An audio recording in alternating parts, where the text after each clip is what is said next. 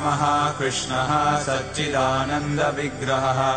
अनादिरादिर्गोविन्दः सर्वकारणकारणम्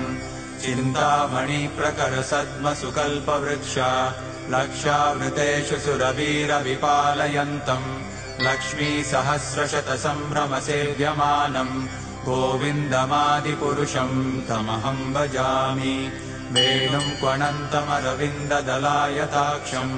बर्हावतम् समसिताम्बुदसुन्दराङ्गम् कन्दर्पकोटिकमनीयविशेषशोभम् गोविन्दमादिपुरुषम् तमहम् भजामि आलोलचन्द्रकलसद्वनमाल्यवंशी रत्नाङ्गदम् प्रणयकेलिकलाविलासम् श्यामम् त्रिभङ्गललितम् नियतप्रकाशम् गोविन्दमादिपुरुषम् तमहम् भजामि अङ्गानि यस्य सकलेन्द्रियवृत्तिमन्ति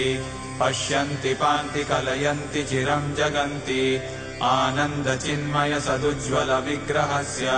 गोविन्दमादिपुरुषम् तमहम् भजामि अद्वैतमच्युतमनादिमनन्तरूपम् आद्यम् पुराणपुरुषम् नवयौवनम् च वेदेषु दुर्लभमदुर्लभमात्मभक्तौ गोविन्दमादिपुरुषम् तमहम् भजामि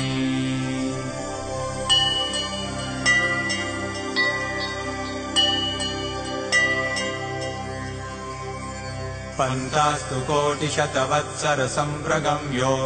वायोरथापि मनसो मुनिपुङ्गवानाम् सोऽप्यस्ति यत्प्रपदसिम्न्यविचिन्त्यदत्वे गोविन्दमादिपुरुषम् तमहम् भजामि एकोऽप्यसौ रचयितुम् जगदण्डकोटिम् यच्छक्तिरस्ति जगदण्डचयायदन्तः अण्डान्तरस्थपरमाणुचयान्तरस्थम्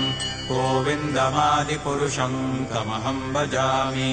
यद्भावभावितधियो मनुजास्तथैव सम्प्राप्य रूपमहिमासनयानभूषाः